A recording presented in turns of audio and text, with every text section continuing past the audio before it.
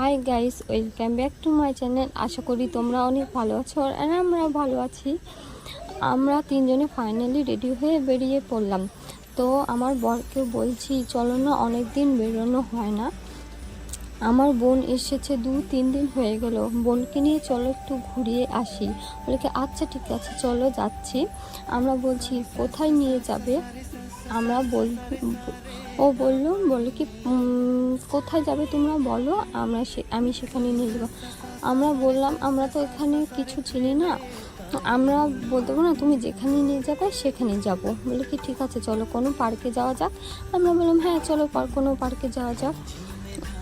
পার্কে যাওয়ার উদ্দেশ্যে বেরিয়ে অনেকটা পথ চলে এসেছি। তারপরে আমাদের পিৎজা হাউসে নিয়ে এসেছে।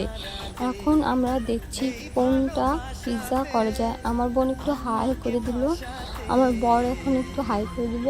এখন মেনু কার্ডটা দেখছি কি অর্ডার করা যায়। আমার বোন বলছে যে পনির পিৎজা আর 2টো চকলেট শেক নিতে আর একটা কোল্ড ড্রিঙ্কস। আমরা বলি আচ্ছা ঠিক আছে ওটাই হয়ে যাক। তা আমার বর একটু মোবাইল চালিয়ে নিল, আমার বোন আর আমি আমার বরকে নিয়ে হাসাহাসি করছিলাম। এর মাঝখানে আমাদের ফটো তুলছে। আমি আর বোন বলছি আমরা হাসাহাসি করছি দেখে তুমি ফোনটা নিয়ে আমাদের খারাপ ছবি তুলছো। আমার বর বললো কি হ্যাঁ তাই। আমাকে তাই নাকি। তো অনেকক্ষণ ওয়েট করার পর আমাদের এখনও পিৎজা আসছে না। তো পিৎজা আমরা বলছি কি করব চলো। আমার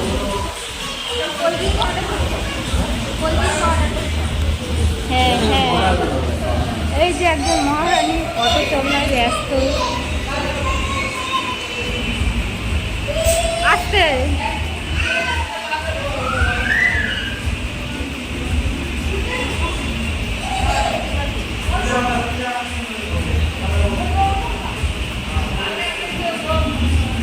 খুব টেস্ট। এই মিল্কশেকটা না দিতা, এগুলো এটা না নিতা।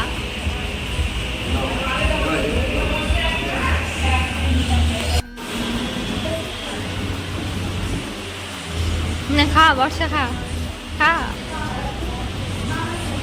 তুমি খাও অল্প।